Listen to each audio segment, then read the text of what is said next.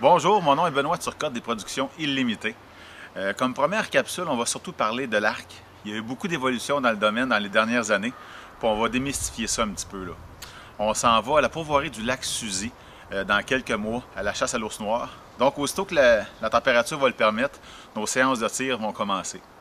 Je vous présente l'arc que je vais utiliser cette année. C'est une PSA Dream Season Evo. La PSA Evo elle a une longueur de 32 pouces et demi, une bande d'arc de 6 pouces, puis elle affiche un poids de 4,4 livres pour une vitesse de 345 pieds secondes. Est-ce qu'on a besoin d'un arc aussi rapide pour abattre un ours ou un gros gibier au Québec? La réponse est non. Je vous dirais qu'un arc traditionnel, 0,15 mètres, va abattre pratiquement n'importe quelle espèce qui existe sur la planète Terre. Donc la réponse est non. Pourquoi alors je me dirige vers un arc aussi rapide que ça? Deux avantages. Une situation de chasse qui m'est arrivée il y a 3 ans. Je me dirige à mon mirador, puis je lève le gibier convoité en me rendant au site à pâter. C'était une belle femelle, j'avais pas de mâle trophée cette année-là. J'avais une belle femelle pas de veau. C'est elle que j'avais décidé de récolter. La femelle a bondi, a fait une coupe de saut, puis elle a arrêté. Quand je l'ai vu que je pouvais effectuer un tir dessus, je me suis posé une seule question. Je me suis posé comme question, est-ce qu'elle est en dedans de 100 pieds? La réponse était oui. J'ai donc pris mon premier pointeau, j'ai visé poumon, puis j'ai décoché. La femelle était à 85 pieds, finalement. J'ai flatté le bas des poumons, puis j'ai touché le haut du cœur. Ce que je veux dire avec ça, c'est qu'avec un arc aussi rapide que ça, vous avez pratiquement pas de baisse, 0-100 pieds, comparativement avec un arc qui va faire du 305, du 310 ou du 315 pieds secondes. Le 20-30 pieds secondes de plus paraît vraiment sur la base de la flèche 0,30 mètres. Donc, vous êtes en situation de chasse, vous devez prendre une décision rapide. C'est vraiment là, quelque chose qui va vous aider à minimiser vos erreurs de jugement. Le 0,30 mètres, très important. L'autre chose aussi, c'est de réduire la volée de la flèche au maximum. On parle toujours ici là, de tir de 20 mètres et plus. Quand vous êtes dans le 0,15 mètres, j'ai tiré avec des arcs qui faisaient du 300 pieds secondes. Puis ça, on s'entend, c'est à 70 livres avec une flèche de 350 grains. Si on tire à 60, 62 livres avec une flèche de 400 grains, on n'est même pas près de ces chiffres-là. Puis malgré ça, j'ai toujours abattu le gibier convoité parce que j'étais entre 0,15 mètres.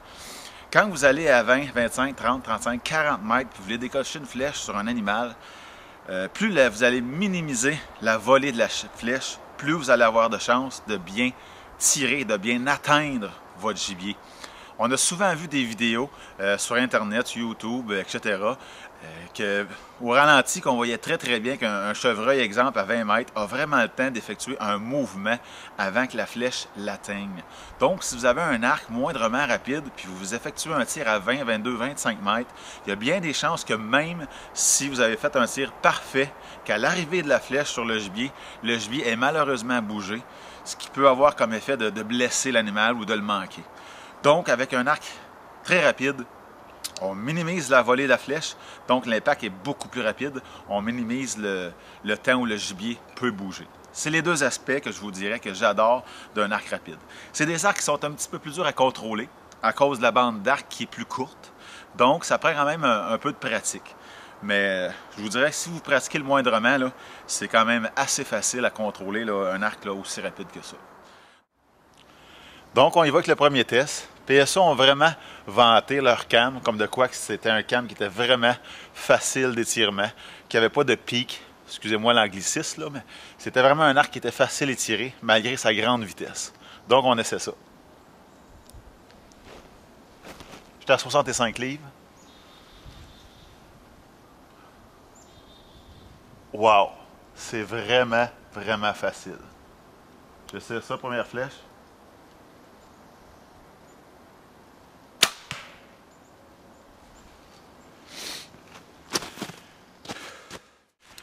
PSA ont vanté leur cam, là-dessus ils ne sont pas trompés, c'est vraiment facile à étirer. Malgré toute l'énergie qui est emmagasinée et tout ça, wow, les ingénieurs ont fait tout un travail à ce niveau-là. Comme deuxième test qu'on va faire, c'est qu'on va vraiment écouter, voir s'il y a des bruits qui sont émis par l'arc lors de la décoche de la flèche.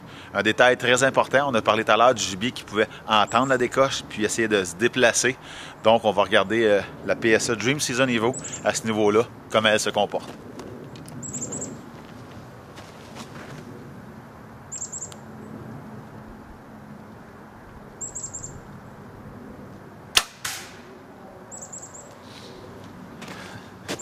Je sais pas si vous avez pu entendre, là, mais on a entendu qu'il y a deux flèches cognées ensemble. On va aller voir ça tout à l'heure. Au niveau du bruit, vous l'avez entendu comme moi. Encore là, c'est hyper bien. C'est très, très bien.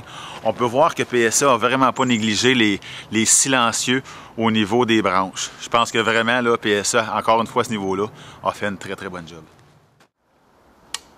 On va tirer une troisième flèche, puis on va aller voir le genre de grouping qu'on peut avoir avec une PSA Evo à une distance de 20 mètres.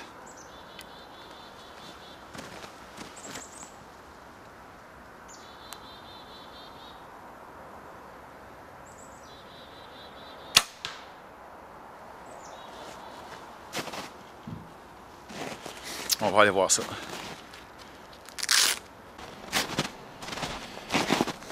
Mes mires ne sont pas ajustées.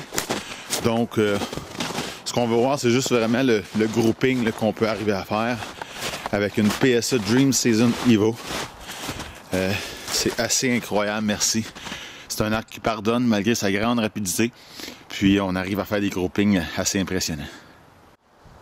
Donc, mon choix pour ma saison 2012, la PSA Dream Season Evo.